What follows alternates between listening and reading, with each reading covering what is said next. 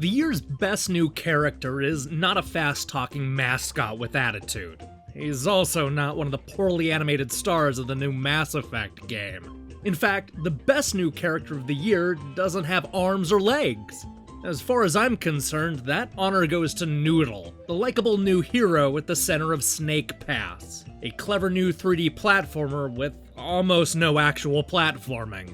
Yeah, this is not going to be like any other game you play this year. As the name suggests, Noodle is a snake.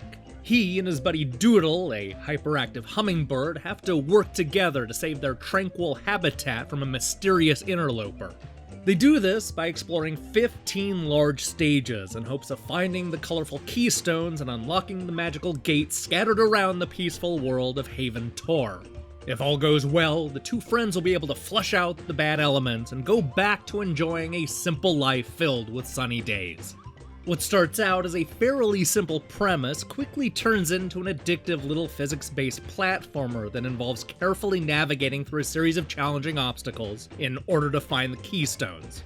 Since Noodle can't jump or do the usual platforming things, he's forced to solve problems by slithering through the levels and coiling up bamboo poles. He can use his long body to reach across gaps and hug the poles tightly in order to reach high-up platforms. And if you need a hand, Doodle is always there to pick up Noodle's tail and keep the two out of harm's way. Although the gameplay feels a little foreign at first, it becomes second nature after a little practice. In some ways, Noodle's movement reminds me of controlling a very slow RC car. You press the right trigger to move forward, all while slithering left and right in order to pick up speed. If you hold down one of the face buttons, you'll be able to tilt your head up and climb up rocks and bamboo poles, while holding the left trigger will allow you to tighten your grip.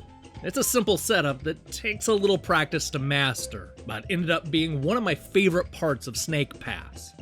Like I said, the goal in each stage is to collect the 3 colored keystones. These items are often scattered in completely different parts of the stage, usually requiring you to make it through a bunch of challenging obstacles. As the game progresses, you'll need to change the world around you by pulling levers and pushing objects into place. There aren't really enemies you'll need to avoid, but our hero will die every time he falls off the edge of a level or into a spike pit. Oh, and I'd avoid the hot coals lying around too, if I were you.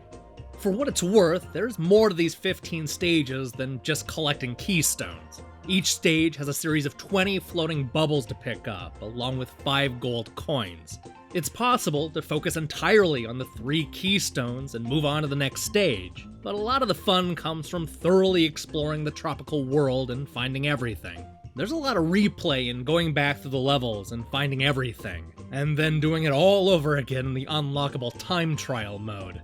As somebody who just played a bunch of Rain World, I'll admit that it was a welcome change of pace to go from the soggy landscape to this tropical setting. That said, I do wish there was a little more variety to the stages.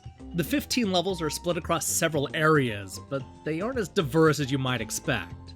There are levels that take place during the day, while other stages happen while the sun sets. It would have been nice to see Noodle find himself in a completely different environment, or maybe even weather a storm. Perhaps those are ideas we'll see incorporated into a sequel, but it would have been nice to see them here. It's also worth mentioning that the camera can occasionally be problematic. Manually adjusting the angle is usually pretty easy, but there are definitely times when it became a real pain. This is especially true when you're already holding down 3 buttons and trying to make it past a harrowing obstacle. These moments are few and far between, but they're annoying all the same. Minor quibbles aside, I really like the way the game looks and animates. I'm a big fan of Noodle's expressive face and how his eyes will follow Doodle as the hummingbird flies around. I appreciate the developers' restraint, as they could have easily turned Noodle into yet another sarcastic mascot character. I also really enjoyed the Upbeat Soundtrack from David Wise, the former Rare employee responsible for the music in Donkey Kong Country and the upcoming Yooka-Laylee. Although it takes a little getting used to, I really enjoyed the way the unlikely Snake hero controls and the world that he explores. Snake Pass is a charming platformer that bucks the usual genre tropes in favor of something unique and original. I do wish there was a little more variety to the locations, but that shouldn't stop you from getting acquainted with one of the year's best new characters. Snake Pass is a real delight. Hey, thanks for watching our review. Now this is a good change of pace. After playing Rain World, this is exactly the game I needed to cleanse the palate. We're going to follow this up with a preview of Pressure Overdrive and a review of Thimbleweed Park. And don't look now, because we're only a week away from the ukulele embargo lifting.